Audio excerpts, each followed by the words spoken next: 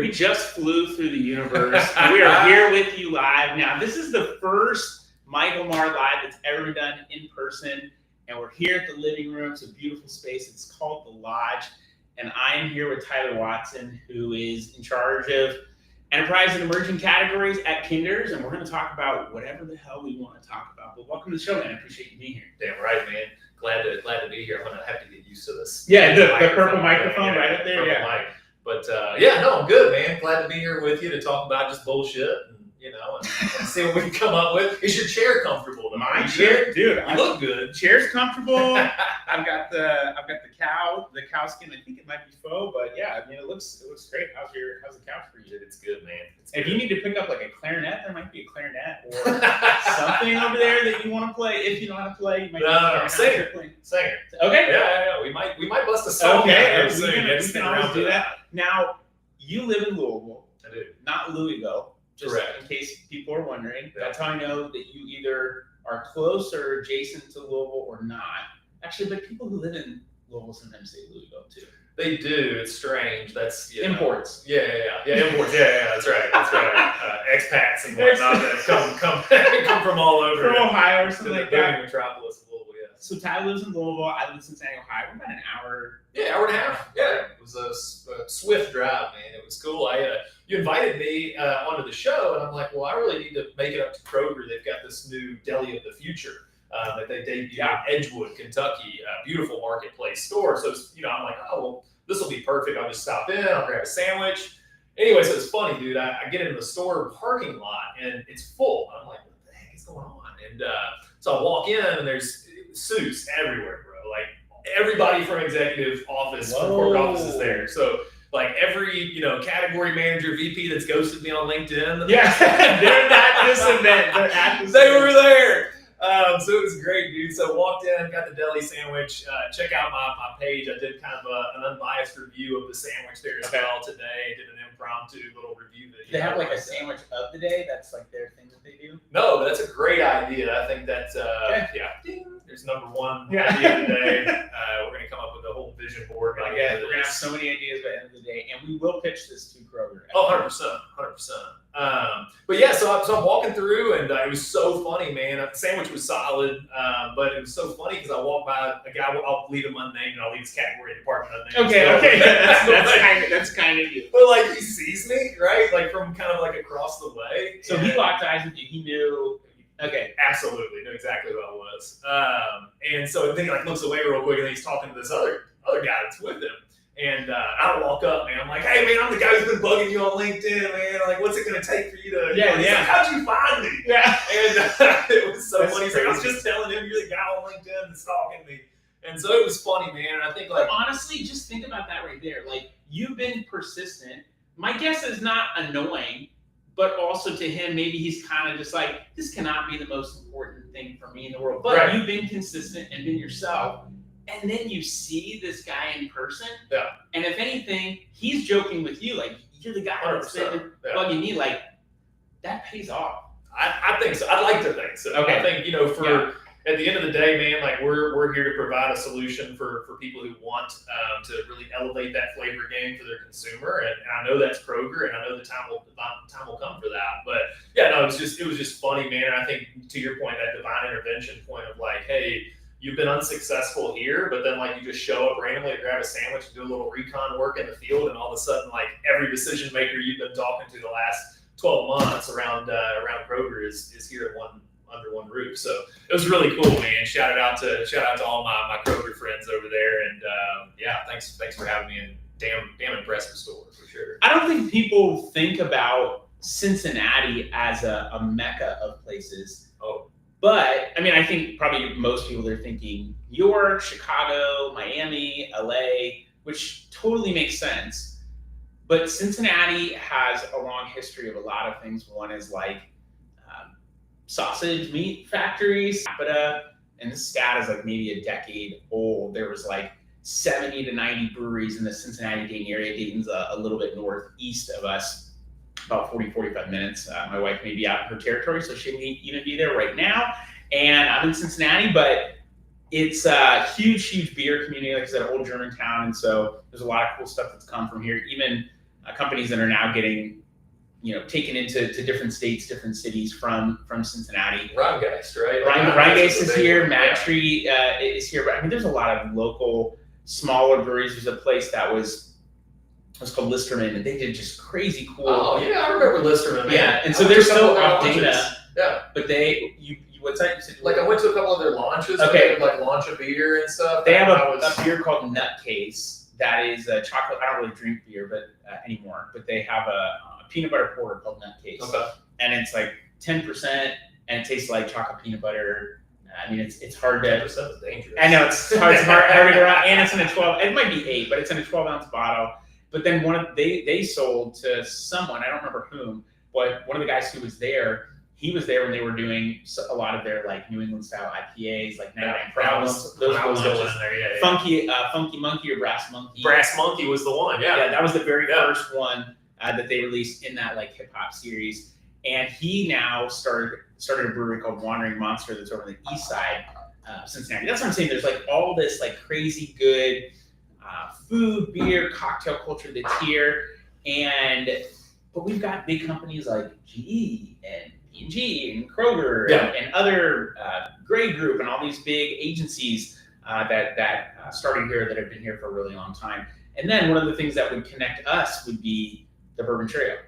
From starting in New Riff, I mean, there's places now in Cincinnati that are doing stuff like Cincinnati. OKI was up this way, right? Yeah. OKI was, I think a lot of OKI stuff actually came from MGP. Yeah, you're right. In Indiana. And the guy who, I don't remember his name, but the guy who originally did that, that label's passed on and they revived some of that OKI stuff. But his stuff was amazing. And I think it was the same guy who was also doing all the Old Scout line as well too. Dude, so OKI, Old Scout, those are names that I hadn't heard in a while, but those 12 years that they were popping out there for a while were really good. So and I'm sober now from the alcohol game, but I did go out on top, and those were okay. I went out guns blazing, man. Those were definitely in the cabinet, man. It's amazing. I've seen a lot more people choosing to go sober. And while I drink, it's definitely something that I know I've got alcohol in my family. It's something at any time could become a problem. And I think the thing that a lot of people don't think or realize is, I just look at this as a human level, but we are all capable of the worst stuff if we turn ourselves over to our own desires, whatever. And I believe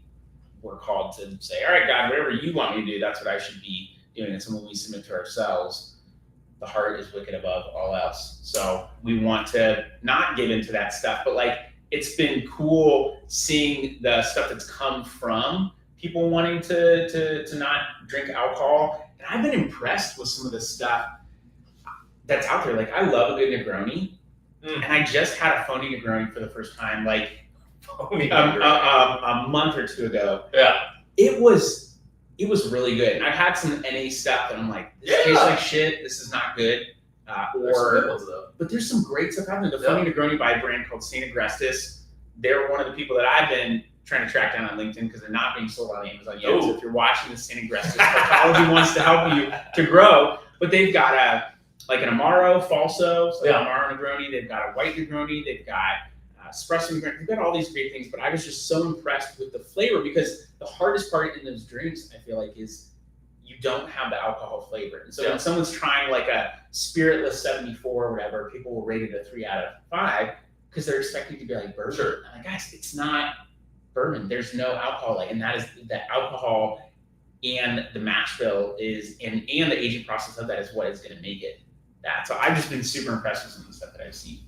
Yeah, I won't try fake bourbon. I don't believe in it. Trust me, I'm doing it because I told you before, I think before we went live, I love making cocktails. Yeah. But I give some people who don't drink, and so I'm trying to, at Thanksgiving, I'll do a custom menu where I'll be all right, what do you like? A sour, more spirit forward? All right, do you want a long drink, something with soda in it? Or if we're going spirit forward, do you want to do more bourbon? Do you want to do more gin? So I'll come up with a menu and write it out and plan it out months in advance. I already know what my old fashioned is for Thanksgiving. It's a s'mores old fashioned recipe that I made. And I took some let's just say they were starting to get older graham crackers and infused them into some mellow corn that I had. And that's the base. So just rock gut mellow corn. Yeah, some rock gut mellow corn. I literally went out 2 total wine in I think we were I was probably Tennessee on the way down to Blue Ridge, Georgia, and had some gift cards. So I was looking for Melbourne, and all sold out of Ohio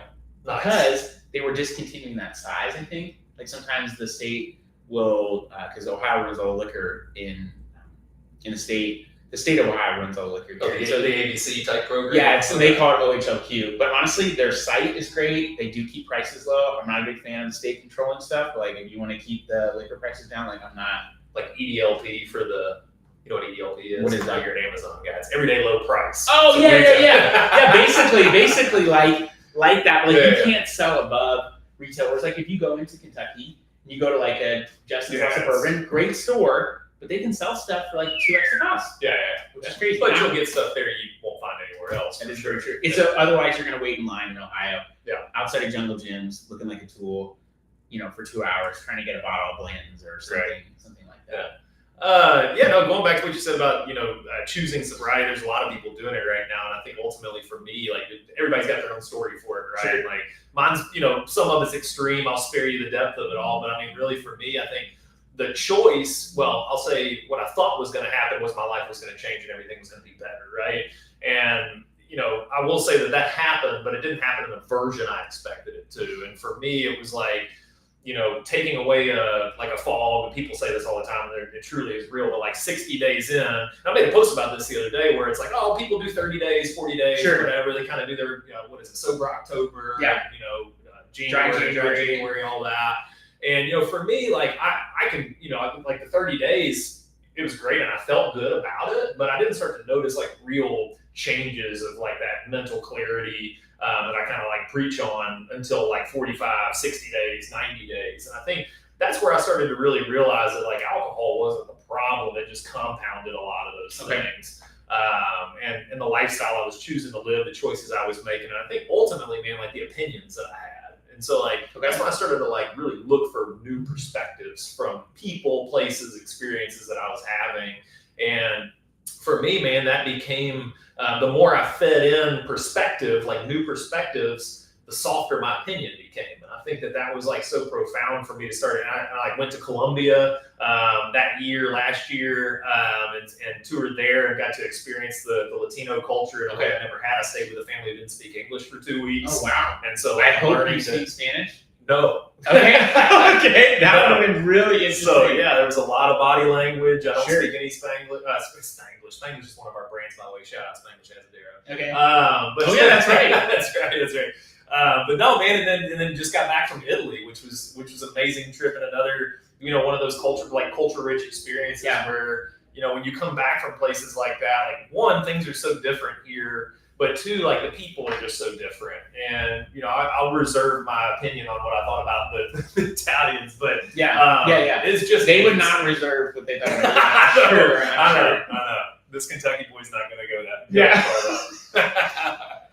Man, I love, I love what you said about, you thought your life was going to change instantly. And it did, but it didn't also in the exact same way. And I think, one of the things that I've said the older that I get is I have a lot of opinions about things. I just don't know that those opinions are the most important thing. And I think a lot of times we get so stuck in how someone feels about a specific issue. And I heard, it was like maybe a 20-minute podcast, and it was talking about, and this was recorded, I want to say like 2017, it was talking about just the more violence that's in our culture. But this guy was saying it's probably less about the exact issue. If people do go down a political route, it's less about that issue and more about like, what is that person's story that got them to that point?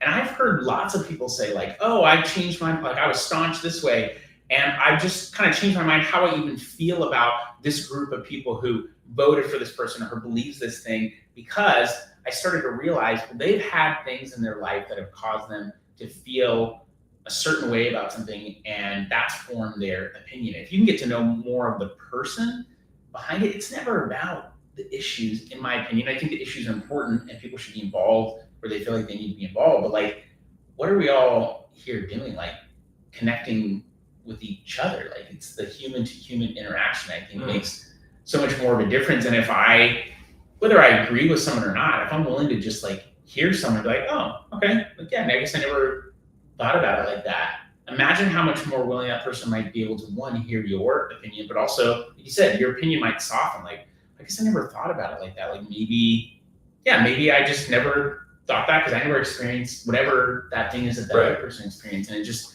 gives you a total shift in perspective. So I absolutely love hearing that. If anything, that I think is worth it alone for people to just think like, am I getting, whether I agree with it or not, am I getting differing opinions and being willing to consider them? It's the key. And my wife and I agree on a lot of stuff. We don't agree on every single thing. And one of the things that we're going to celebrate 17 years, shout out to Kristen and Mark. We do. What's that? We agree on it. Okay, I love that. I want to hear more about that. We're going to celebrate 17 years of marriage on October 3rd on Friday, which I'm super excited about. We're going to be at Soto, really amazing restaurant here in Cincinnati, in the basement of what used to be the old Masonette. For anyone who knows Cincinnati history, it was like the best restaurant in the whole city, just really, really incredible. And we've gone there for, I don't know, over probably 12 years now. Every single.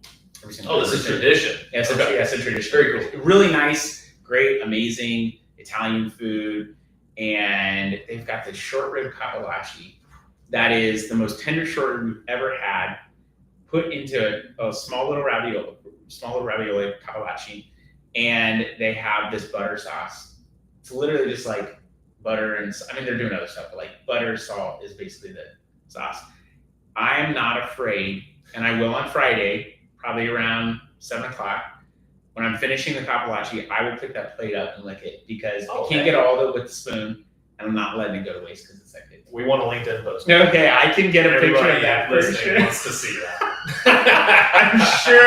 I'm sure they do, but I'm willing to say, look, was I wrong? Was I wrong about this? And I'm not saying it's always easy to do or that I always want to do it, but like to my wife, was I wrong about this thing? Or like, was I a little bit too harsh? Because I have a feeling, I believe that's the Holy Spirit prompting me, but maybe you're just in tune and you're like, I have a little, like, I'm going to ask a question. Like, was I a little bit too quick to lay down the law with my daughter? Like, yeah, you were. I'm like, okay, like I can apologize for that. And that was like one of the things that I have a great relationship with my parents now, but I never got like hey, I'm sorry, and here's why I did this thing. Yeah. And for my daughter, it's really important for me that I'm like, look, the way that you acted is still not okay, but I could have been more forgiving and given you more grace, and I did not need to get so upset. And here's part of the reason why that happened. It's not an excuse, but like, I'm frustrated about this thing at work, or because this person on LinkedIn didn't get back to me, or whatever it might be.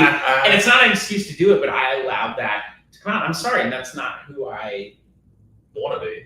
Yeah, but it might be who you are deep down. So you just got to kind of wrestle with that a little bit. I get angry all the time, and I'm like, what the hell am I so angry for? Yeah. Like, this is not who I want to be. And no, man, I think that's beautiful, dude. And congratulations to you guys for making it 17 years. It's huge. So story behind my wife, and I've told this a number of times, but my wife is one who definitely puts me in my place quite often. Sharon Watson is her name. You can look her up. Also a great photographer, from what I can tell. Fantastic photographer for sure. She always complains that there's like no pictures of her and the kids, and so it looks like I'm a single dad. Yeah, which is the opposite of what it is, truly. But yeah, man, we met. So Sharon and I, she's known my oldest son since he was born. She was there at the hospital when he was born. Wow, okay. Yeah. So she was. We'll jump right into it. So she was the weed guy's girlfriend back in the day. And so he trapped out of the place that my baby mama was at. So we were all this like crew, right? That was like just a bunch of pothead idiots, doing their thing. Well, the band disbanded later on, but she got me a job at Panera Bread. And so I was washing dishes. And I'd washed dishes elsewhere, just a professional aqua chef, as I like to call it. Oh, aqua chef. That's good. That's a shirt for sure. Oh, 100%. Man, that was my trajectory at the time. I'd done some jail time and things like that as a juvenile, and had a lot going on. Yeah. But so she's like, hey, like, let's bring you up to the line and like teach you how to make sandwiches. Like, let's get you out of that apron, soaked apron, right? Like, try to progress. I was terrible at it, man. Like, I couldn't do it in time. Like, they were wanting these $500 hours or whatever it was. I just couldn't keep up, right? Like, I'm just like, this. She knew it. She's like, this isn't gonna work. Like, you're definitely gonna get fired. And I'm I'm like, fuck. Yeah. At least she was honest though. Yeah, for sure. Be prepared. Sure. And so she's like, hey, like there's this dude who comes here. He's assistant manager at this shoe store down the way. And her and I were not together at the time. She's just a friend. Yeah. And she's like, why don't you just go? She's like, I think you like could sell. Like, I think you could sell. And I'm like, fair enough. I'll try it. I don't have any other option at this point. I'm obviously being let go right now. So I went down there, man, and I learned that basically you could take $7 an hour and turn it into $30, $40 an hour. And I never looked back. I was like, holy shit, commission and sales was like my calling. I think the biggest thing too for me, Michael, was like they expected you to get down on one knee and put the shoe on the client or the customer. And for me, dude, like I've never done anything. And like my perception of that was that it was like humiliating, right? Like that was just my opinion. Yeah. Okay. And so I like got used to that, right? And then I started making money at doing it and realized that like I actually had the leverage even though I was lower than the person that was in the chair having their shoe put on by me. And so like for me, man, that was a big pivot in life, and I credit Sharon a lot for that because she saw something in me that I didn't. Which was that I loved people and I loved getting to know people and help them find solutions for especially their foot ailments, man, because like their feet carry them everywhere they go every day. I ended up selling mattresses too. So like, the whole like spend good money on your shoes and mattresses, like I'm a huge proponent for that. That's what a hoka is for your foot, is a mattress for your absolutely. foot. Yeah, no, my wife runs in hokas, but okay. But yeah, man, she truly is, and to this day, man, I'm the same way. I'm like, I come to her often, and I'm like, hey, I got to read this email to you, or I've got to read this exchange to you, like how I come across. And she's like, yeah, you're pretty fucking aggressive. Yeah. You need to probably dial that back a little bit. No wonder they didn't get back to you. No wonder that guy dodged you and looked away after it was like. Right. Well, and for me, like, I don't want to be like the next guy. I don't want to just send them a deck and have the pleasantries, man. Like that's like we can move past that, or we can do it later if you're really interested in doing that. But at the end of the day, like I'm me. I'm going to come and do a job, and I'm going to do it really well. I'm going to do it the best. I think it's the best. And you can give me the feedback, and we'll pivot. And I always take Matthew McConaughey's quote about like, hey, you can slam the door in my face, or we can walk through it together. And I think like for me, man, like that's exactly what I look at partnerships, friendships, everything like in that sense is. How can we do this together and collaborate and develop this together? That's the togetherness piece is super important. When I think about what you're saying, it's something that I think is more unique than I think most people would like to admit, meaning someone who really wants to have a relationship and partner with somebody versus trying to just sell more of X service or product. And I think a lot of company owners are probably like, well, that's not very scalable. Like, how can I scale something like that? And I would say, yeah, at first it probably seems harder to scale something like that. But that's where that word culture starts to come into play, which is, hey, not everyone's going to be Tyler Watson. Not everyone's going to be Michael Maher. But is there a way that these people can be uniquely themselves and there still be a connected culture of authenticity, which is, hey, this is who I am. These are the things that I'm into. This is kind of my approach. I have a tendency to be super direct. And so sometimes I have to pull that back and be a little bit softer instead of being direct. And it's not out of anger or frustration. It's just something that I've learned about myself is like, I'm on a mission. I want to go. I want to do the thing. And I read a book I read two books. One is called Practicing the Way, and the other is called The Ruthless Elimination of Hurry by John Mark Comer. And those are two great books that I highly recommend.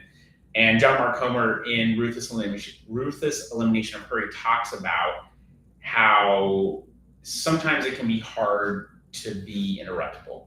And his example was Jesus. Jesus is interruptible in everything that he did. And he arguably had a very important mission, but he never was like thrown off by someone like, hey, can I get some of your time, or can I do this thing or whatever?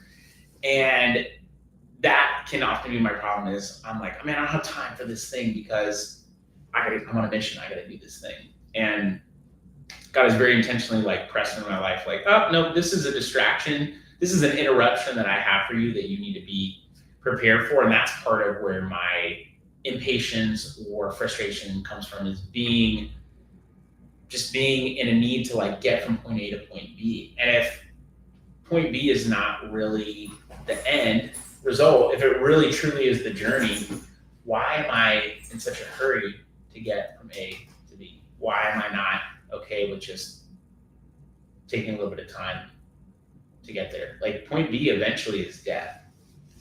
I mean, like in all reality, like we're all gonna die at some point. Yeah. So like if that really is the end, like why am I rushing to get somewhere? So I think about that. I think about people wanting to, companies saying they want to scale something, but in reality, I think if you can build a culture of authenticity and allow people to be more themselves, like I don't need 6 Michaels at my company.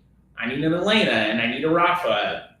I need all the people to do their thing really, really well, me to do my thing really well, and that can be okay. But if you have a place where people are okay to be themselves, as long as you have core values that are like, look, here's what frames our company. So you can be Tyler, just know this is what we're driving towards. And if you're like, yep, I'm totally on board with that, then great, that can be what shapes it. But I think a lot of people just don't, a lot of brands, companies, whatever, they're so focused on the brand, the external brand.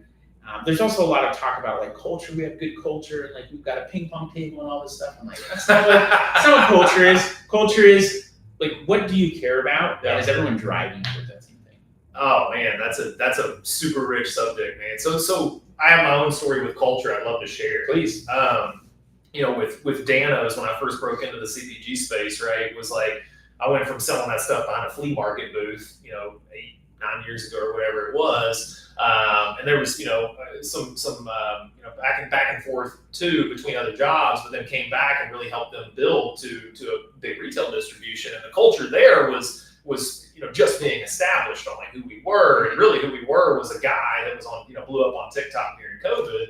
And that's what we kind of lived like. And so when I was kind of trying to find my identity within that brand, right? Because I think we were so focused on the brand externally that we just wanted that to be what we shouted from the mountaintops. It was always talking about wins. And like, I was always on LinkedIn talking about wins. And, I met the folks at Kinder's along the way, the CEO and founder, Joe, he's a good friend of mine and mentor of mine. And he found me along the way. We met at Expo West years ago. And he kind of took me under his wing in a number of ways. But getting back to the culture point was when I came over to Kinder's, the first thing that I think was their biggest concern was like how loud I was about those types of things, because that's not who they are. Sure. And like, I kind of like went through this like 6-month, maybe even longer period. I don't know, maybe I'm still in it, of like, not being the disruptor that I was, or that I thought I was from like an outward standpoint, and really being that kind of like stealth,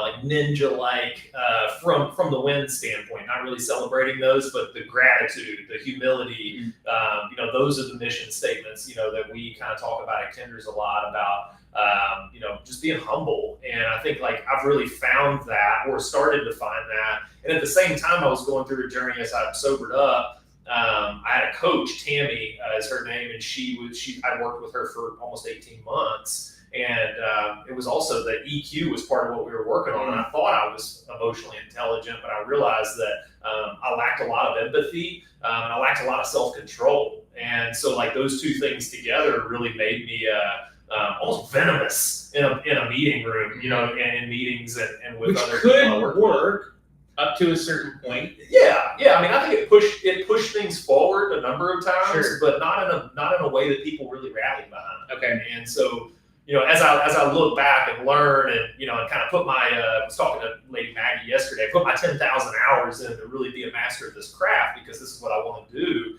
is sell in retail, build brands in retail. I just look at how far I've come, man, and it's so refreshing. And so like just your point about time and like just taking the time during the day, whether it's saying a prayer of gratitude or whether it's just like, writing down like 5 things you've accomplished this year that you're really proud of. And like, that really grounds me.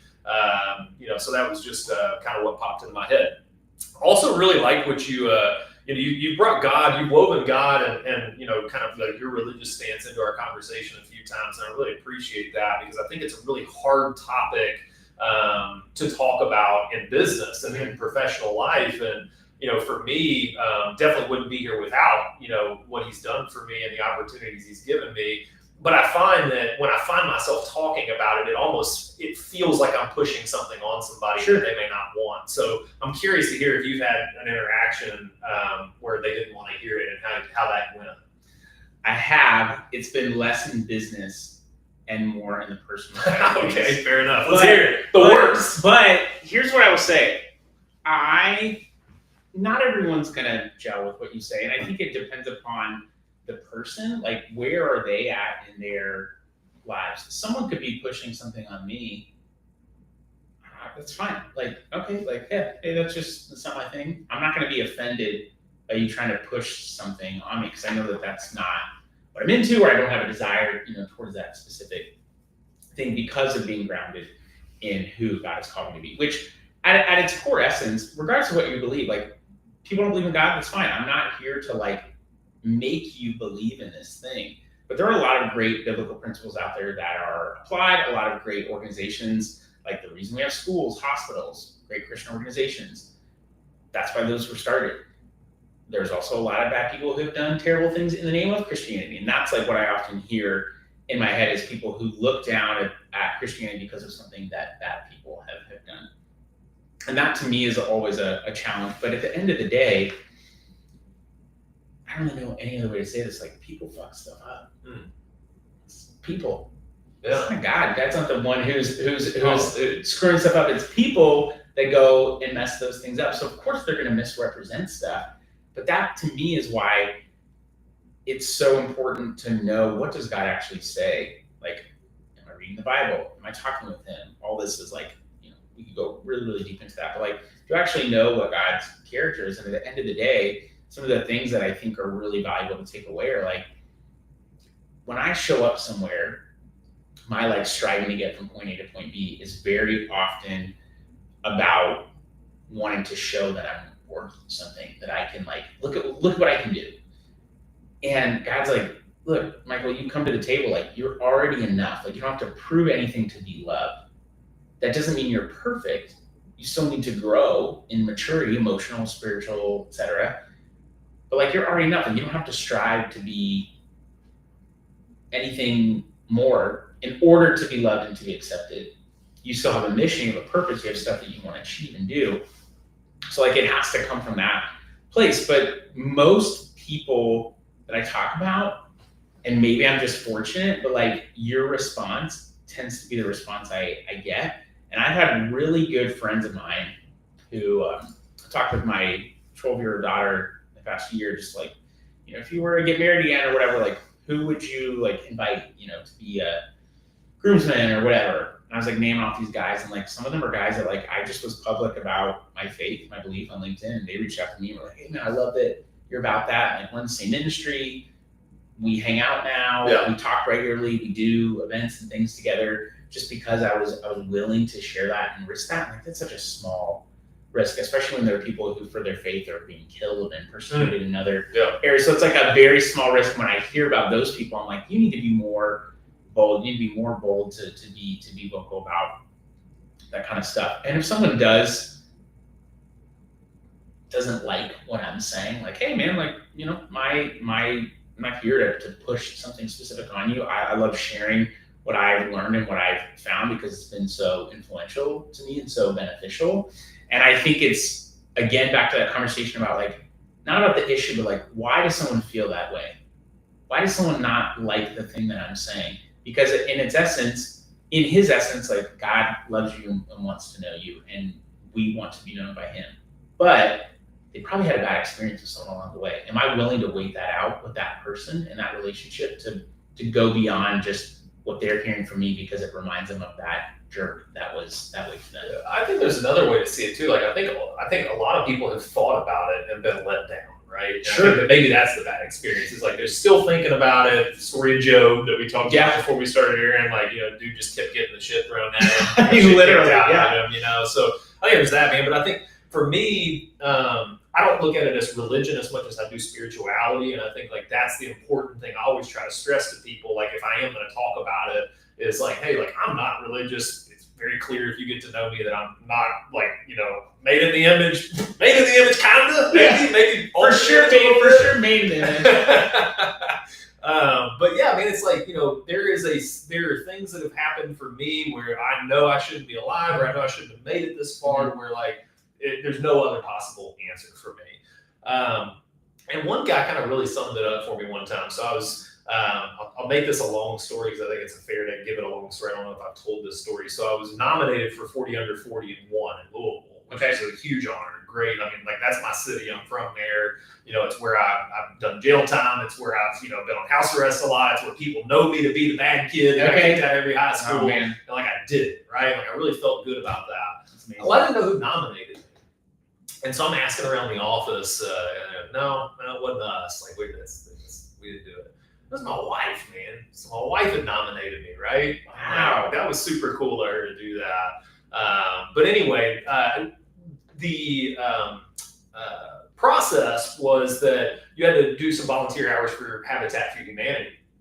And so we were out building a house, which was super cool, man. Are you familiar with Habitat for Humanity? Yep. Great program, man. I mean, so this dude was like a drug addict coming out of rehab, and he was like, couldn't get credit, so Habitat was helping him because he was committed to sobriety and all that. Yeah, it's cool, man. So we got to like hang out with him while we're building the house and stuff. But anyway, the lead contractor on site worked for Habitat for Humanity. And I'm like, him and I kind of got some personal time, and he was like wanting to ride around in my car. I've got a real fast car, but loudspeakers. Okay. I'm a big kid at heart. Okay, yeah. I curved the shit out of the rim. Okay. I was getting pissed, dude. I was mad. I'm like, hey, Michael. Oh yeah. But no, so him and I are kind of talking, man. I'm like, honestly, bro, here we are building my house, literally, with just a bunch of people who aren't contractors. You're the contractor. We're building a house. I was like, why don't you do this for yourself? Like, why don't you go make a good living at doing this for yourself, or going and working for a bigger company or whatever? He said, listen, man, he's like, God put me here to do work. He's like, I have work to do. And he's like, my job just so happens to allow for me to do that work every day. And I was like, wow, bro, like, you just bowled me over with that, because I've never even thought about it like that. I've never even thought about like trying to bring the two things together, right? I've always thought there's like this separation of church and state, or whatever you want to call it. And for me, like, it gave me a whole new perspective on like what I do when I'm storytelling for the brands I work for. And really it stopped me from thinking about like, what am I selling, and what can we do for the retailer? What are we doing for how are we going to move? Just all these success performance indicators went out the window, and it was all about like, what is this product providing for this person that they didn't have before? And with Danos, it was like, there was like this kind of like goofy quirkiness, but it was like fun. There was like a fun element to it. Yeah. With Kinders, there's this confidence that we really give to the consumer, because the flavors are incredible. The innovation is bleeding edge, and the branding just exudes that that air of confidence in what we do, but curiosity, right? Like, and always making sure that the consumer's involved in the process in some way, shape, or form. And I think that started to ground me, that level of like, hey, like, what are you doing with your job, and how does it pair with the work you were put here to do, whether we think it's God who put us. We're all here doing something. Yeah. I mean, we have a purpose to fulfill. And that became mine. It was just like, with every conversation I have about the future of whatever it is that I'm working on, is like, hey, like, how are we involving somebody at the end of it? And how is that, how is that good work? How are we bringing people together? How is that good work that we're doing? I think when you are remembering, especially from that perspective of like, what God put you here to do, I think a lot of times people think, oh, well, someone that's like a preacher or missionary, like, they're doing God's work. Yes, but also there's such a thing as what people will call like, being in the marketplace, like being in the business world, and that's where you're called to like lead.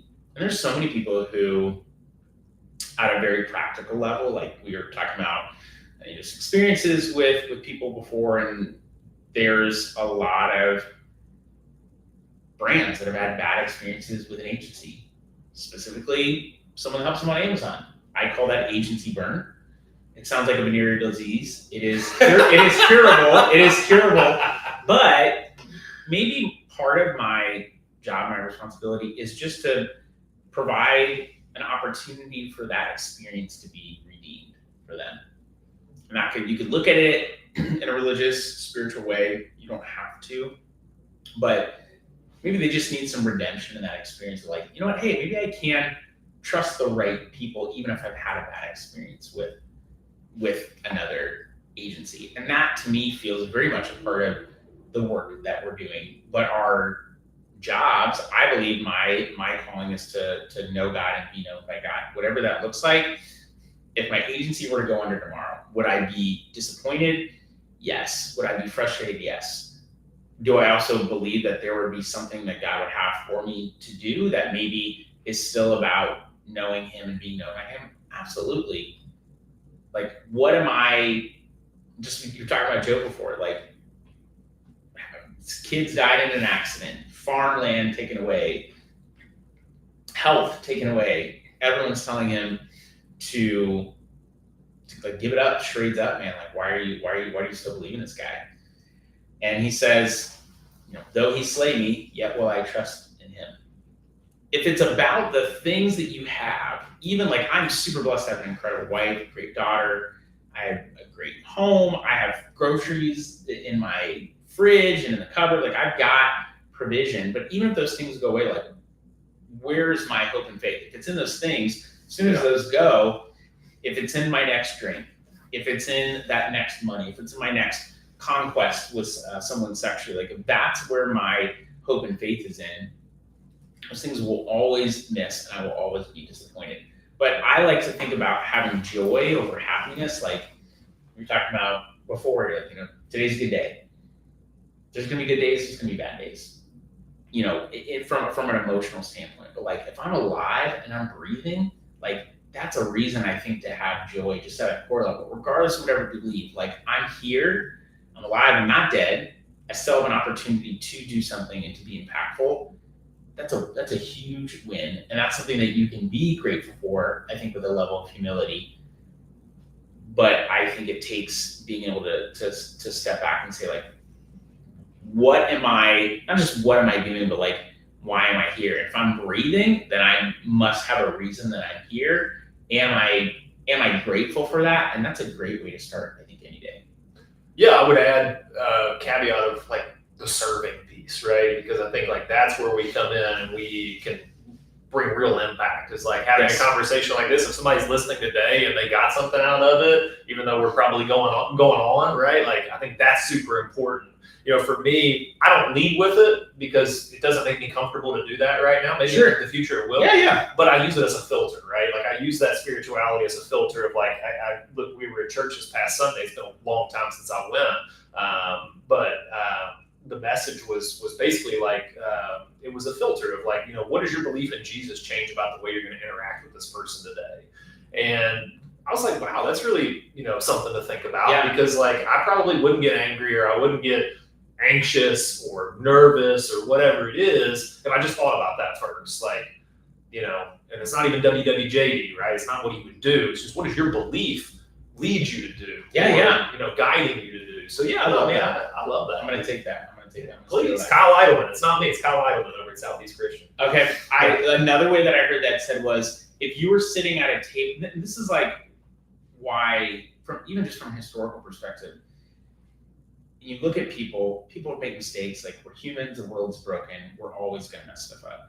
But like the reason why I think that, WWJD slogan can work is because if Jesus really is who he says he is, and he's the perfect human, how would he treat this person? And another way of what I just heard recently, what you just said, I heard it said a little bit differently was, you're sitting at a table with you and Jesus and this person that you really don't like.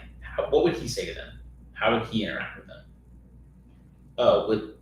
Would that now change how I might interact with them if I really say that I believe in him? Probably should. If it's not changing it, it probably should change it. So that is a good filter to run things through my head. But I feel like we have so many more reasons to love people around us than to hate people. And there are certainly people who don't believe the same thing that I believe, but there are still ways that I can love on them and and maybe we relate over a cocktail, or maybe we relate over a good book or something like that. Like, it doesn't have to be about preaching to someone. I still feel a call to discuss that, but if someone doesn't want to hear that, I'm like, okay, that's fine. Like, we don't have to talk about that. But maybe it's just loving them and being a light to them in the way that's they're going to be most receptive. I think that's 100%. So, I always think the message comes better from the center, not the preacher. And, recently I met with a guy, and he had followed me on LinkedIn, and we ended up working an event together. And he had a preconceived notion about like who I was, because I feel like maybe I don't feel like I preach a lot on there, but maybe it seems like I'm maybe like thought leading instead of thought starting. Okay. Which, fair enough. I took notes for sure on that. But like at the end of our interaction, like we had spent a weekend together actually, and he's just like, man, like you were a lot different than I thought you were. And I think it goes to your point of like, just like don't lead with it, just love them, right? Like just show them who you are, don't tell them who you are. And that was profound for me. Like I was like, shit, I guess I changed his perspective about who I was, because I was just myself this week. I didn't do anything special. I didn't know he didn't like me or didn't have a preconceived notion about who I was. And then I asked him, I'm like, well, what did you think about it? Yeah, that is a good next question. I'm like, what? Like, so what? And he's like, I just, I don't know. I don't want to say anything. And so I knew what that meant. It meant like, hey, you kind of think you know it all, or you're like a thought leader in the space or whatever. And like, by no fucking means am I a thought leader. And I can promise you that I'm an amateur at everything. And I want to learn as much as I can. And I want to maintain the curiosity that I do preach about, because I think that's what I feel confident in preaching about is, staying curious about the people that I interact with every day. Because that's what opens my mind up to new perspectives that soften my opinion. I think that's really important. Well, that's the authenticity piece. Like, people also have to realize, guys, if you're judging people just based off their posts on LinkedIn or X or whatever, like that, they could be a dick, they could be a know-it-all, they could be really cool and really genuine, but like, you won't know until you actually get to know that person. Like, it's just, you're way cooler than I thought you would be. Thank you. I will take it, and I will not even question what that could have possibly meant. I'm totally cool with that. But I think that's why I was saying this before we started recording. Like, I don't really, leave my house that much. Like, oftentimes I'm on my computer, I'm doing the work that I need to do.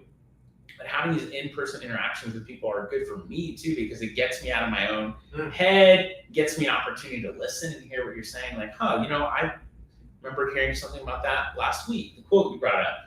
I was like, yeah, I just heard something about that too. Okay, and like now I'm starting noticing some things resonating, and like it's stirring something up in me of like, is God trying to say something to me in this moment? Like, yeah, he always is. He always is. Let's just be clear. He always is. But am I listening to that? And I just think, man, I want people to love me and be kind to me and be nice to me. Like, am I willing to do that same thing for those people? And so I just think it's hard to know. I judge people all the time. I judge people all the time on a daily basis. I'm just being 100% honest. And then I have to check myself and say, okay, well, do I really know what's going on in that person's life? Or I have my wife to be like, well, you don't know, or, well, wait, did you remember that they said this? I'm like, oh, no, I didn't. Okay. Did you remember that this is happening in your life? Oh, no, I didn't. Like, I need people to hold me accountable so that I don't just go off and be a jerk. Like I said in the very beginning, we're all capable of doing all of that stuff. Like, if you think you are better than the murderer, the child molester, the most terrible person in your life, or that you know of, you think you're better than that person, you're wrong. Everybody's capable of being debased when they give into their own thoughts, desires, and that's something that humbles me. Like, look, I'm not better than any individual person, but again, like, you won't really know that person until you get a chance to know them. So like the thing on the podcast that I said before, where the guy was talking about, it's less about the issue and more about the person and the story of how they got there. What if instead of like, hey, this is what he said. What if instead of my neighbor who I know has a different sign in the yard, what if instead of worrying about that sign, I just was like, hey, why don't you come over for happy hour on Friday? Right. What if I wasn't worried about talking about any specific thing and just talk with them and just interacted? Like, what if that maybe changed my interaction with that person? Like, if we were able to just let down our opinions and not be so married to those and just be with other people, like, could we I'm not saying we're gonna solve the world here today, but like maybe there are like just a couple of different interactions that people could be more impactful and help us to walk away. People say you want to, be the change you want to see in the world. It doesn't mean you have to, get on a pulpit or be a politician or run a big company or sell billions of dollars worth of stuff. It could just be, hey, that person that like I'm angry at right now, I'm gonna choose to be kind instead. What if that was like the change? Like maybe that is what really could start to set things off in a positive way. Right here today. I love that. Yeah, I just had this story come about yesterday. I was you were talking about, hey, somebody really gets to know somebody. I was talking to we all know who Jack Harlow is. He's out of Louisville, Kentucky. That's so crazy. I was listening to a song by Psychic by Chris Brown and Jack Harlow. I'm a huge R&B fan. Okay. But it's a Chris Brown song and Jack Harlow's on it. And I was like, I'm meeting with a guy today who's from Louisville. I wonder if we're going to talk about Jack Harlow.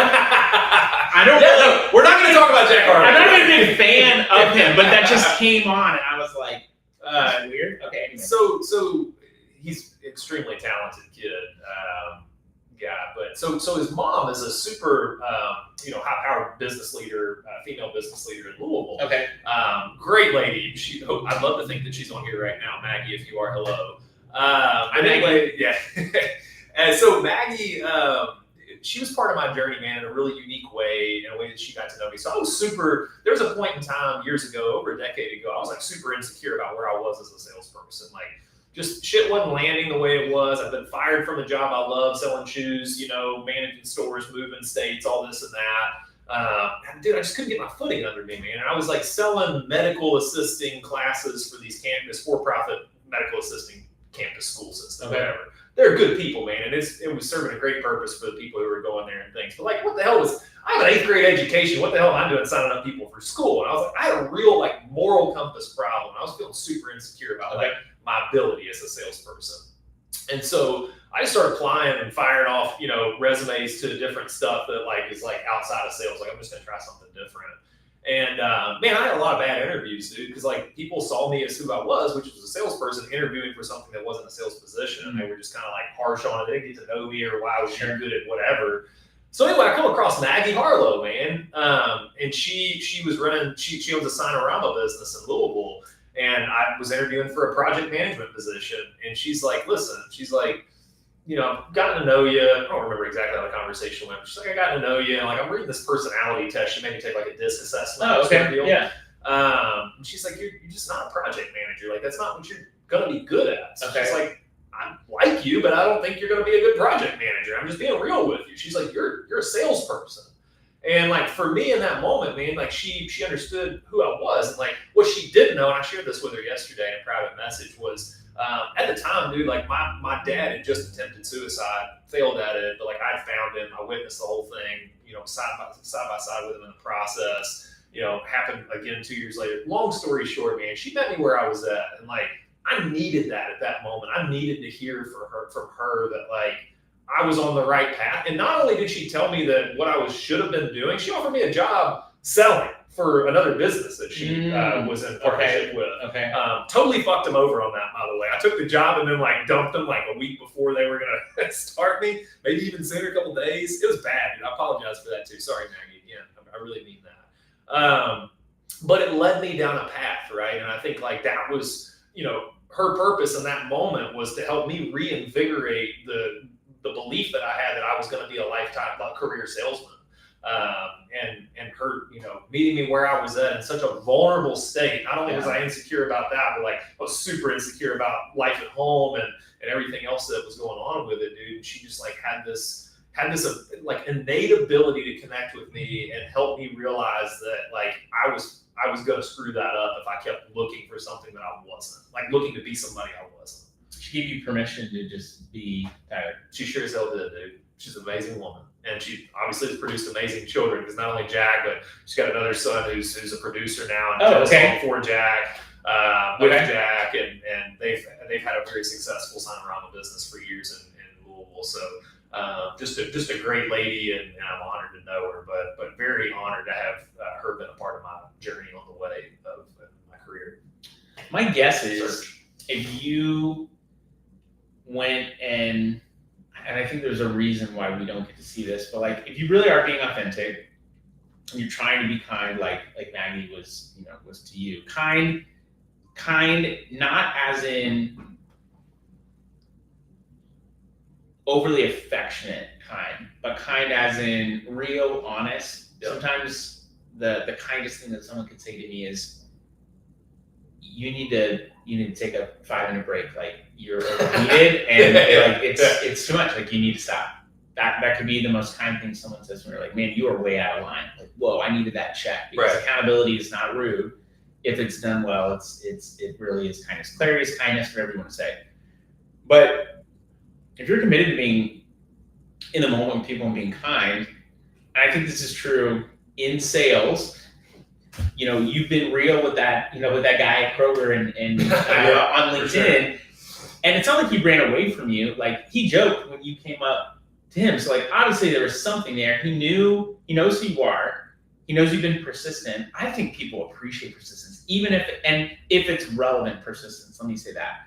If you want to ask me about having a free website, and the answer is no, I don't want a free website. Like it's just not applicable. Like stop asking. Yeah. There's so many people. Stay out of my inbox. Stay out of my, you know who you are. You know who you are. Cold website person. But people get mad at, I've even seen something today that was like, stop cold emailing, stop cold this. I'm just like, look, cold works.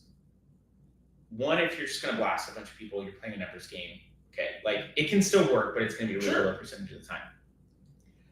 Cold can work if it's relevant. Cold doesn't mean, I mean, it does mean I'm just going to email everyone and message everyone, whatever. But like with persistence and with intention, you've now become warm to this guy to the point where you end up getting a sandwich in this Kroger Marketplace shop to see this guy. You're able to talk to him, put an in-person face to a name, and so that persistence has paid off. So I don't think cold in and of itself is a bad thing. But back to my original point is if you are willing to be, I think people just give cold a bad name, and as someone who does send cold messages and send cold emails, and sometimes people will say, yeah, I'd actually love to talk about growing on Amazon because we have a need, or yeah, we're about to switch agencies, or we have this other big thing that you just don't know. People aren't all like, I think the pinnacle of sales for people is like inbound, and I'm like, great. Like I would love to just have a shit ton of inbound people knocking on my door. That takes time. That takes putting out content. That takes doing cold outreach, and eventually you can have some inbound stuff come your way. But it's not just like, man, I just showed up today and I've got 100, inbound leads. Like you're gonna have to do some cold work, I think, to get there. There's nothing wrong with that if it's relevant. If you're just spraying and praying people, sure, like that could be frustrating. Like again, cold website guy, I told you, like I don't need a free website, so like stop asking me if I'm gonna get it for you. But I have had people who just caught me at the right time because I just happen to be part of their, 1% or 2% of people that are buying. So like it could work, it could be purposeful.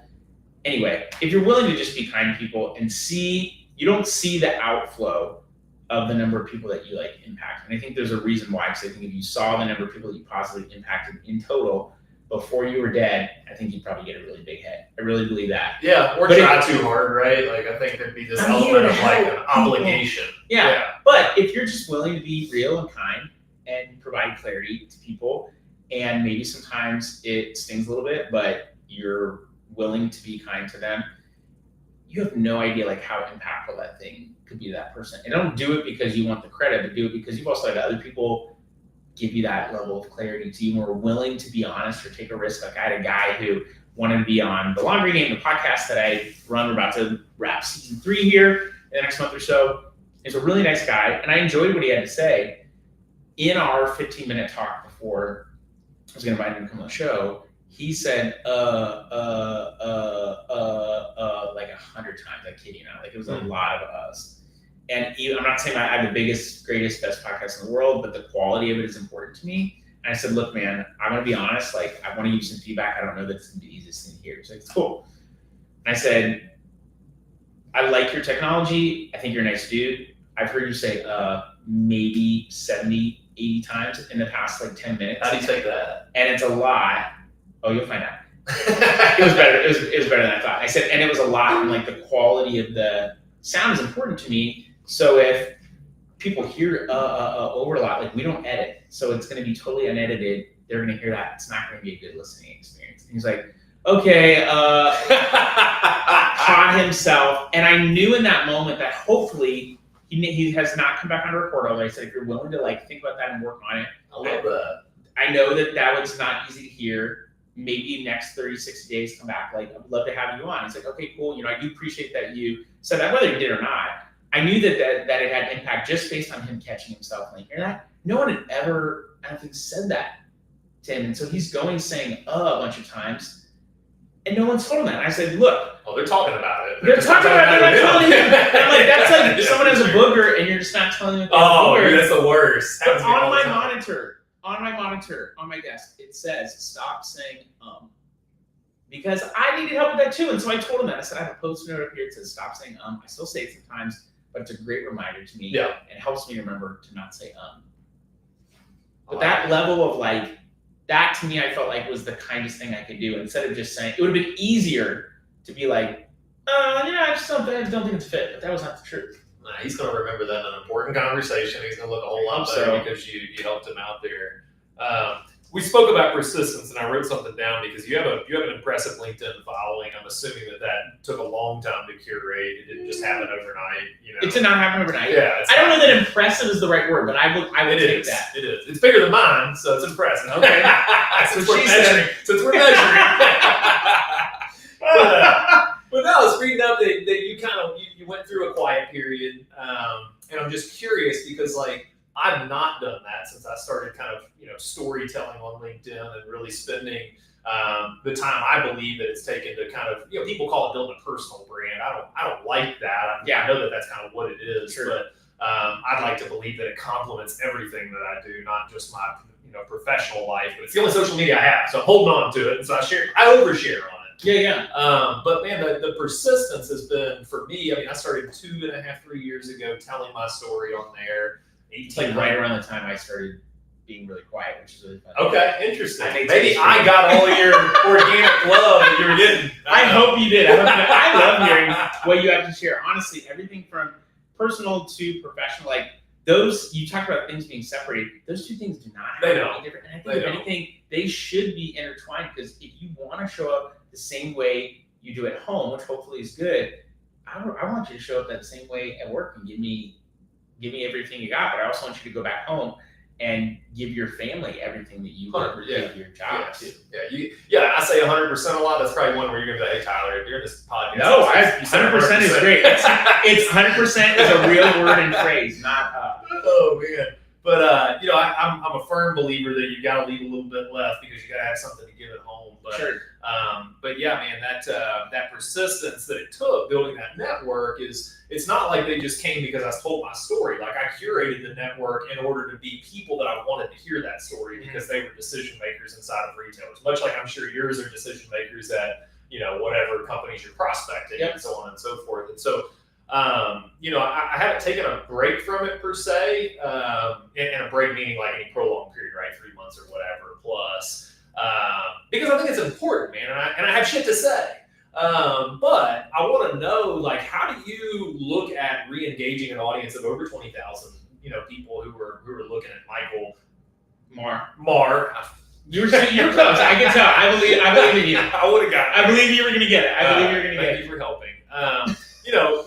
But I think there's people who are like, oh, I miss him. And I would like to think that is the case for me as well. Like that people are getting something out of it, and people have told me they are. But like, I'd like to think that they would do that without telling me. Like, so I'm just curious. I guess is like, how do you look at this kind of like reigniting your page, your following, the people that have shown you love over the years? Like you took a quiet period. What does that look like since you've come back? And have the impressions been down? Have the analytics not been what you expected them to be? I want to hear about that because like I'm curious. Yeah, well, I appreciate that, and I always invite people back that ask me good questions because then I don't have to go on other podcasts or shows. Just come back here show and get. I'll be back next week. Yeah, I love it.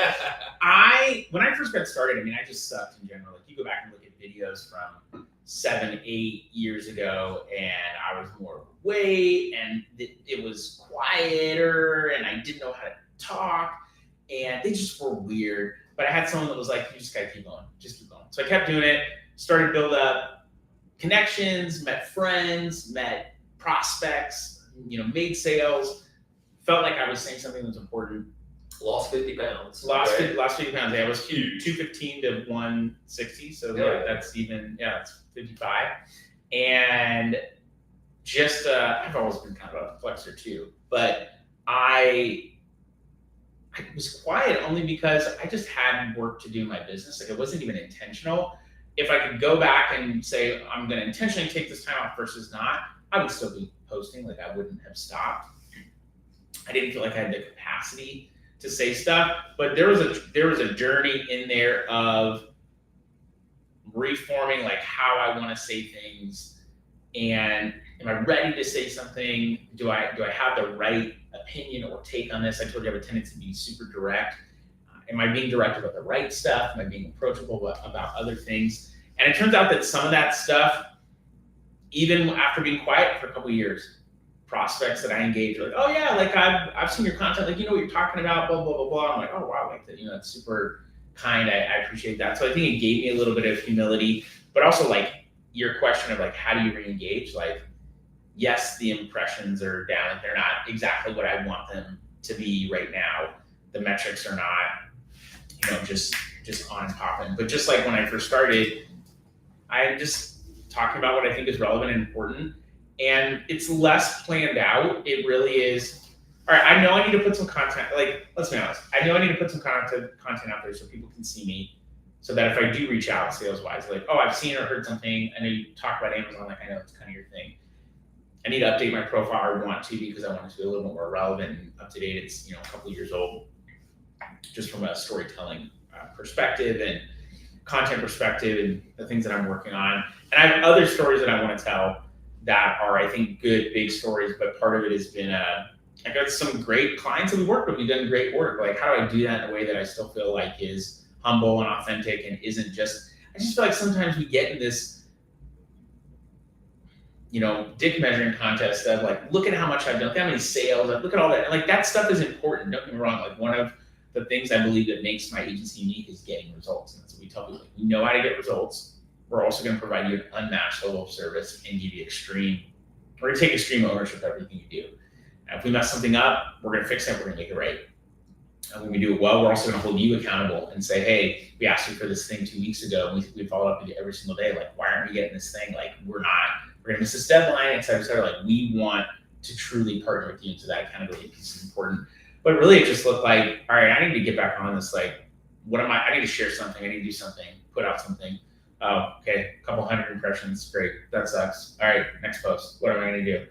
Let's talk about Amazon now. All right, let's talk about something personal. And I did do a reintroduction post of enjoy it. Yeah, like, hey, this is a little bit about me. And I think that that's something that can work. Also, it works because you put photos of yourself as a human in it. They always look better than just people who are putting up a sales page of like, look at, I've done all this stuff, and here's my brag book. Like, people like seeing pictures of you and your family. So yeah, no, I mean, I figured if you and I run out of things to talk about, which is not happening.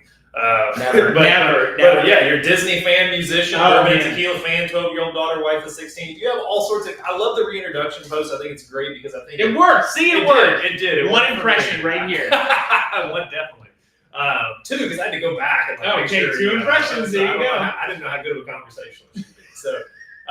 But no, man, I think it was super good to see that, but it's interesting to me because like there's that fear that I have of like, if I stop LinkedIning, what am I going to do? Yeah. Like, what value do I bring, to that, to as a sales guy? Because it's such a tool. I mean, it's such a great tool to use to interact in a way that a lot of guys, or gals in my space don't sell. We really rely on 30-minute category reviews. What the hell am I going to get done in 30 minutes with somebody? Mm-hmm. Like that's for me, like I don't even open a deck in a lot of category reviews. I'm just like, let's just get to know you. Like, here I am. Let's just get to know each other real quick. Here's the brand origin story, and like, here's how hard we're gonna work, and like, let's just get to know each other real quick. It's like that's so important. So I realize that like that finite amount of time that we get with our decision makers, it actually expands when you post on LinkedIn. And so like that's when I started like I started to do that, and I was fucking terrible at it at first. And like, stories didn't make sense. Is anybody really great at it from the very get-go? Like, no. I kind of doubt it, but we just don't see that because then it's like, they come at right. overnight. It's amazing. Yeah. Lightning in a bottle sort of thing. Yeah. But no, man, but I noticed and like, then I'd walk into buying offices and like, I'd have random people say, hey to me, and like, hey, I know you from LinkedIn. And like that, like, yes, of course my head barely fit through the door after that as well. But like, it was also super fulfilling and like, felt like, okay, you are doing something different than, the incumbent supplier that you're going up against that the competitors are doing, right? Not many people are willing, I think, to just share in general. I've heard people say like, man, I couldn't do that. I'm like, you are 100% wrong. You absolutely could do this. It just takes getting over fear of failure or people not liking what you have to say. And guess what? Does everyone in your home like what you have to say all the time? Absolutely not. No. Does that stop you from talking or sharing? No. I'm sure I don't have the most impressions of anyone. I'm sure I know some of my content lands. I know some of it doesn't. But like, if I'm just doing it because of an impression, and I don't know that I'm really doing it for the right reasons. And I think taking some time off, something that helped me was like, it is an incredible tool. You are 100% right. Am I using it the right way, or do I care so much about X, or is it about that person that's like, hey, yeah, like that thing that you said really impacted me. Hey, what you posted about, identity or something like that, like, man, that really resonated with me today. Cool, like, great. And then also there's opportunities to do business with people because of that. But now people know you, and that is a little bit of the warmth that makes it so when you do reach out, like, oh yeah, I've seen that guy. And maybe they're like, well, I definitely don't like this guy because of what I've seen. And so I'm not going to talk to him. Right. But then you meet them in their Kroger marketplace and they're like, hey, he was like way different than I expected. Maybe I judged him. Maybe there's something I should have done differently in that moment. Like, I think all that stuff is with intention and purpose. But really just looks like getting back up on the horse and not looking at anything. I mean, not looking at nothing, but not like focusing on, did I get enough impressions, whatever. I'm looking like, did this hit, did this not hit? Of course, pictures of my wife and daughter are going to do. They're going to kill it. Yeah, they're going to do well. So maybe I'll just include more of those and talk about Amazon at the same time. I had one like 30,000 impressions the other day with my oldest son in there. I'm like, okay, this is it. You doing the tie with him? Yeah, well, that the one with him graduating. Oh, yeah. So, this story, why does that stuff resonate with people? Well, his story's incredible, man. If you didn't read it, I did. We got him at 9 years old, full custody of him. But I mean, dude, he missed a bunch of school. He's truant, had a bunch of stuff wrong with him, health-wise. Stayed up overnight at school. Messed up, yeah, dude, real messed up. His mom was a junkie, and so she's gotten her life together since, which is great. But yeah, man, the kid's been through some shit, and it's cool because like, I've been telling my story for so long, but like I've also bridged out and told his story. I've told a former CEO's story that I worked with. I helped him tell his story on a ghostwriting perspective. And like I just found like I really am good at it. Yeah, and I enjoy it because like people that aren't willing to tell their story want it to be told. They just don't know how to tell it. And like you're doing, I mean, again, you got my attention. I'm here today because you reached out about Amazon, I think, by Kendra's, right? That is exactly why I reached out. It was cold. Yeah, and it works. See, what did I tell you? It works like a damn charm. But also, I knew you a little bit, like just like you've done your homework, like. And my wife is such a great salesperson. Like, all pretty much, other than a couple books that I read, like best feedback I get is like her. She'll be like, we'll be at dinner. She'll be like, man, like you really crushed on that call today. Like you really like doing good stuff. And I was like, oh wow, like thanks. Because she's can overhear all my calls in my office. I'm right off the dining room, and I'm working till 5 or 7. She's making dinner after she gets home from work, and so I can be like, how did that go today? She's like, nope, you crushed her. Like, I don't know if I would have said that. That was not so great, but it's cool to get that kind of feedback. Yeah, no, dude, I wrote at the top of my page, impact over impressions, because I've been on that kind of train lately of like, I'm not going to just put things out because I want them to go viral or I want a really good message to be told that, really in my business telling. It's more about like, what is the content? What does it mean to me? And what impact can it have on somebody? And I think that's super, super, that's a good way to live. It's a better way to live. because I did get wrapped up in impressions there for quite some time. It's easy to, because we like, just like we like getting the Valentines, you know. As a kindergartner, like we want to be liked. I want my box full. I want my Valentine's Day box full. That's why I feel like part of that taking the time off was, even though it was unintentional, was good for me, because it was a way that God can say, hey, like, you're enough and you show up. You don't need to worry about those things. Like, obviously, post stuff that's going to be helpful, not harmful. Post stuff that, even if it rubs people the wrong way, like, is it actually helping people to look at stuff a little bit differently? Like the guy who I said, hey, you said like 50 times. Yeah. Probably not the most nice thing to hear, but it was the most kind thing I felt like could be done in the moment. I've had people who've done that stuff to me. They're like, man, like, I told you screwed this thing up. I'm like, really? Like, what did I do? Like, oh, well, you did this, this, and this, and you totally talked. I had hired a sales coach. His name's Scott Wiederhold. Shout out to Scott. This was a couple years ago, even like 2 years ago. And he would watch discovery calls that I do. And it was right after I read the book Gap Selling. I love that book. It's a great book. And I was like, I want more of this. Hired him. He watched one of my sales calls. And I was talking with the CEO. CEO was telling me how sales are down, how they're probably going to have to let people go. And my next question to him was like, well, what's your sales target? Blah, blah, blah, blah. Like, I just went all in on numbers and metrics because I was in a fact-finding mission, uninterruptible. Just tying that back for you. I let him listen to it, and he's like, yeah, what did you ask him? I said, what was his sales target? He's like, yeah, he just told you he was probably going to have to like let half of his staff go. And I was like, shit. Next call. Hey, man, I want to say, he took another call with me. I just want to start this by saying, like, I'm really sorry. I went back and watched my last discovery call, and you were talking about some like important stuff, and I just totally steamrolled you and was not like listening. And you know, you're talking about how to lay off people, and like I could have been way more considerate. So I just good for you. I just want to apologize. And he was like, "Wow, thanks. Like, you know, I'm not expecting you to say that." And he opened up and shared more information. It wasn't like I was necessarily doing it as a tactic, but I had to fall on my sword if I really wanted to like continue to build that conversation. So I need that accountability piece. And that's what I'm just big on, accountability. I want people to be like, yeah, you did well, don't get too big of a head, but like, or like, hey, you didn't do too well, but like, how can I get this right? How can I do this well? And instead of just focusing on maybe just the outcome, like, can I lose gracefully? Can I win gracefully as well? Yeah. I like that, man. Impact over impressions. Yeah, that's it. That's the title of this episode. We just named it right here. One thing I'll leave you with, man, is I took I'm embarrassed to admit this, but I like paid for a course, right, for the LinkedIn posting eurly on. Oh, don't be embarrassed about that. 2.5, 3 years ago, whatever it was. I thought you were going to say 2,500, and I was like, okay, be No. No. So it was, I don't know, $100, but you know, I took it and I was like, you know, wanted to learn about like how do you engage people. You know, it did change the way that I kind of format my posts and things like that. But it also like was like talking about like posting and positioning yourself in controversy.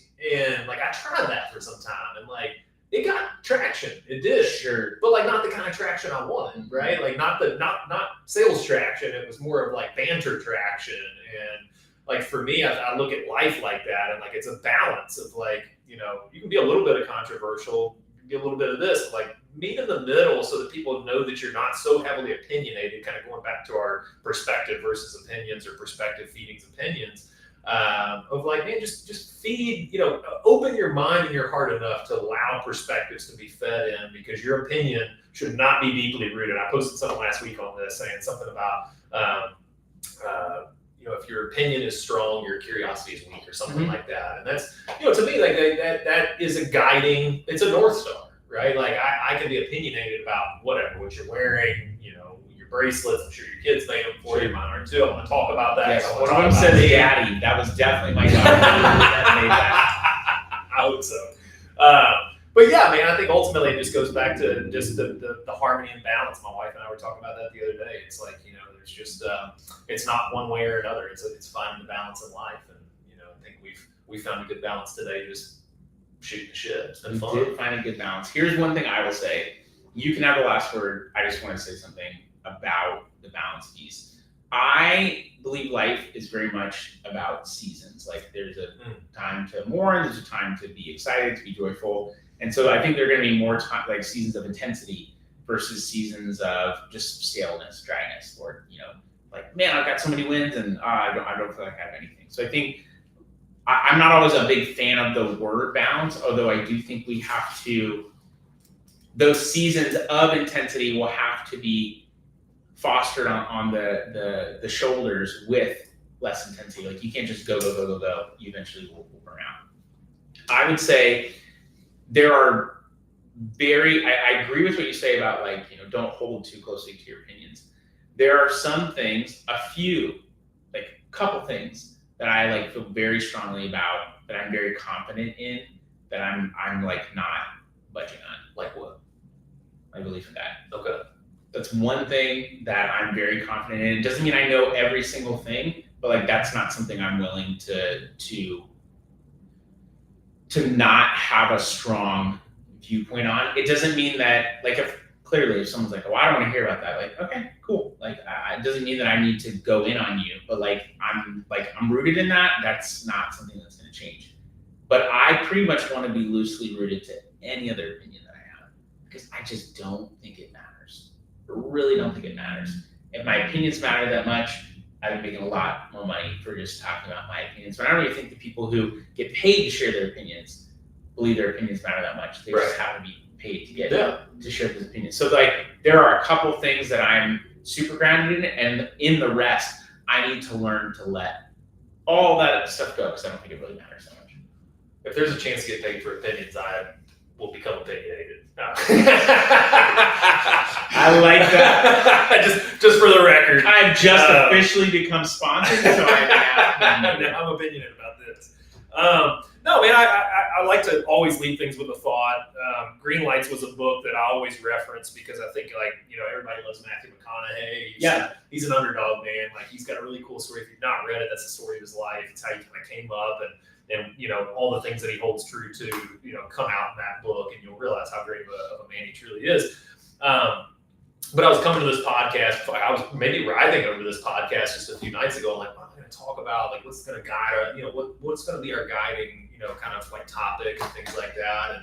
And the saying, be less impressed and more involved, came to mind to me, because I think I use that all the time. It's in the back of my head all the time, because like I'll be walking into a category review or walking into a big meeting with somebody, and if I'm more focused on like, here's what I need to get done today, or like, what do I think the outcome's going to be, or like, I'm worried about that, I'm not in the moment with you. And for me, being able to come back, I've got to be real careful about how many ums I'm saying now too. I'm paranoid about that. Yeah, you're gonna start saying shit or something else, like shit. So, but yeah, man, being less impressed. And I still say too. No, fair enough. We all do. But I think being less impressed and more involved is such a statement for us all to remember, like in our daily lives, of just like, even with your wife, with your kids, are you truly there, or are you more worried about or impressed by what's going to happen after this, or what's going to be the result of this, versus just being here now and figuring out, how much you can, how far you can take it. I love it, man. Be less impressed, be more involved. That's it. I love that. Just being in the moment with those people. Like you take yourself out of the running almost if you are so focused on the outcome instead of just being in that room in the moment. Yep. Tyler, thanks for coming on, man. Man. Appreciate you. Absolutely. That's all we got, people. That was only an hour and a half. Thanks for joining us. More than we normally do. But yeah, thanks everyone. We'll see you next time.